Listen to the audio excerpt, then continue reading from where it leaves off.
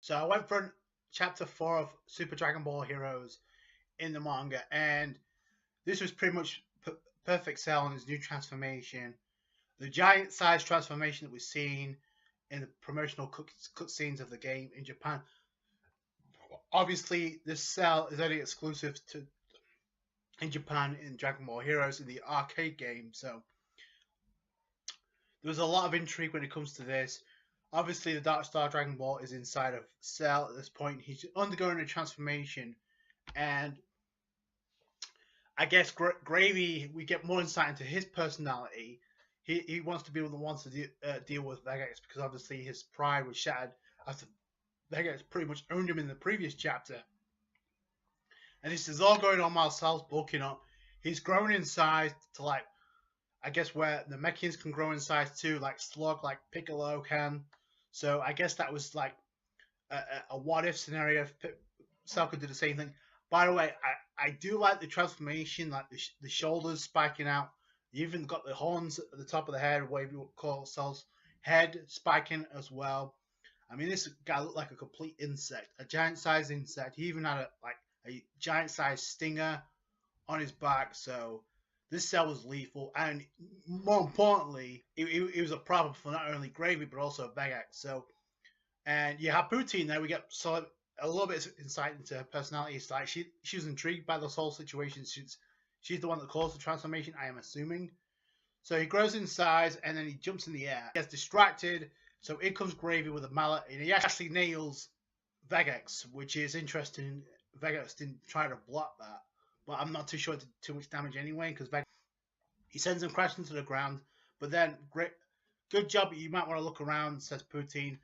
And then in comes Cell, and no discrimination towards anyone. He grabs a hold of Gravy and just throws him into the ground like yesterday's garbage. The Cell and Poutine's like, yo, I can't control him anymore. That's interesting. So they do also mention something about back because we don't have full control over these Demon God modes because obviously he just granted this up and we didn't get accustomed to the transformation. So that's interesting. I wonder if the same thing happened with Toa because he just did it at the flick of just like that, and we don't really get to see what Toa could actually do as far as forcing Trunks to the ground. That was it. So again, like I said, I would like to see what in a full battle what she could do. But now it seems like they have to gain control of the modes, which makes sense. Otherwise, that would be too broken. So Vegeks jumps in the air. He kicks Gravy to the inner side, and we get a battle between Vegeks and Gravy, while Cell is just going nuts. In comes Cell. They grab both Vegeks. He grabs both Vegeks and Gravy at the same time, which forces him a unique situation. Because, I mean, you got to imagine this Cell at this point in time. Had Vegeks gone against Cell one-on-one, what have actually happened? Spoiler alert for anybody who hasn't read the chapter, but he does not go Super Saiyan at all in this form. Which I'm hoping if we get the return of Vegeks, maybe in the anime or maybe in the next upcoming arc, Universe Mission 3, whether or not he transforms into Super Saiyan. Because I'll mention something about that by the end of this review. But Poutine says, how can I steal the Dark Star Dragon Ball that's inside Cell? Then we get the team up, an unlikely team up of Demon God Gravy and Vegeks. They're still alive, so I'll deal with him first. So I don't think it's a team up necessarily, but that first comes first. We got to deal with the Cell. It's a problem. So they both power up. We see Gravy just spinning his mallet around. I guess gathering key energy. It's called Sentence of Lightning. So that's an interesting ability. I guess it's take on Thor, which is kind of cool. And then Vegeks unleashes a burning impact, which is like a combination, I guess, of a burning attack from Trunks and a final impact blast from Majin Vegeta. So that is so cool. They both fire simultaneously. They blast Cell into oblivion. So both of them were able to overpower a beefed up Cell. As that, I guess, using that blast is what sped up the time limit of the Batara Fusion because, as I predicted in my previous chapter, they separated. They're going to have to at some point. So I guess too much power is what drains the Fatara fusion. We saw that with Vegeta Blue, and now we're going to see it with. Maybe that's what's going to happen in Dragon Ball Heroes, the anime.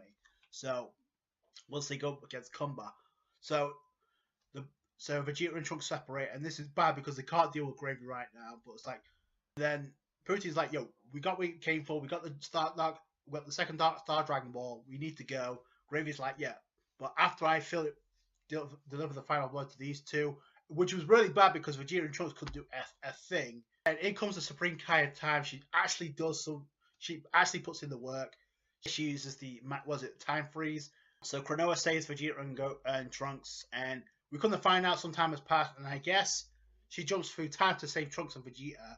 She looks beat up like she just got wrecked. Couldn't find out Xeno Goku's having his hands full, but he's in base mode against Kid Buu, and we see in the background an army, and it could be the army of margins that was summoned by Mechikabura. So I guess that's the reason why Cronoa got messed up. It looked really bad. So we got a rematch, another rematch, Majin Buu versus Xeno Goku.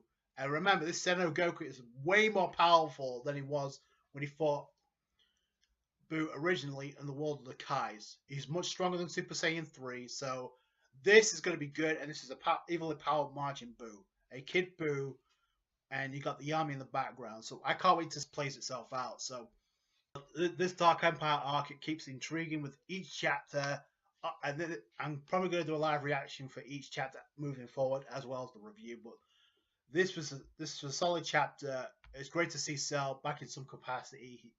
I mean, he just transformed into a giant insect, I guess, and I guess it completes a what-if scenario had this ever happened in Dragon Ball Z. So that's it for me. Let me know your thoughts in the comments below.